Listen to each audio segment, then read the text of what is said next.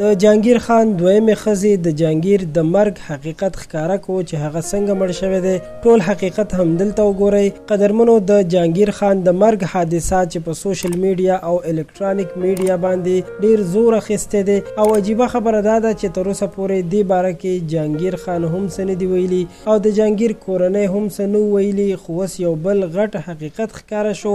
دا ویډیو تر اخره وګورئ چې د جهانگیر کورنۍ څه وایي.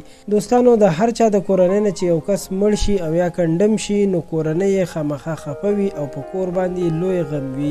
د څو ورځو نه دا خبرونه خلک شیر کوي چې جهانگیر خان چې د پښتو فلمونو، ډرامو او سټیج مشهور اداکارو اوس په دردونکي حالت کې وفات شوی دی. موږ لګیا وو چې دې باره کې مختلفو کسانو سره رابطې وکړو چې حقیقت معلوم کو چې په دې هر څه کې د جهانگیر خان د کورنۍ کردار ډیر زیات ضروری وو چې هغوی میډیا سره خپل بیان شریک کړی وو. جهانگیر خان چې 2 ودونه یې کړي دي او ټول بچي د پلار په باره کې ډیر پریشان وو ځکه چې یو دم داسې خبر خور شوی و چې جهانگیر خان مړ شوی دی چې بیا دغه خبر دروغ شو او دا خبر د جهانگیر خان سره پاتې کیدونکو نږدې کسانو وایرل کو چې پکې داسې ویل چې جهانگیر خان سره خبرې کړي دي او یا د هغه کورنۍ سره رابطه کړي چې ورته ویلي دي کومې خبرې چې د جهانگیر خان باره کې کیږي نو هغه هسې افواګانې دي او خلک هسې ځان مشهورول غواړي.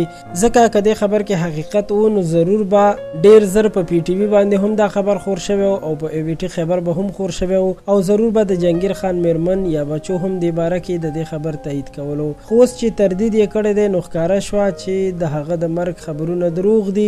قدرمنو ملګرو، تاسو له هم پکار دي چې د دروغ خبرونو شریکولو نه ډډه وکړئ ځکه چې په فیسبوک باندې اوس هم خلک داسې خبرونه شیر کوي او ورسره لیکي چې جهانگیر خان مړ شوی دی نو هغه ژوندی دی. دوستانو، دا یو تازه خبر چې تر تاسو مدر رسو. زموږ چینل خان کلیک سبسکرایب کړئ. د الله په امان.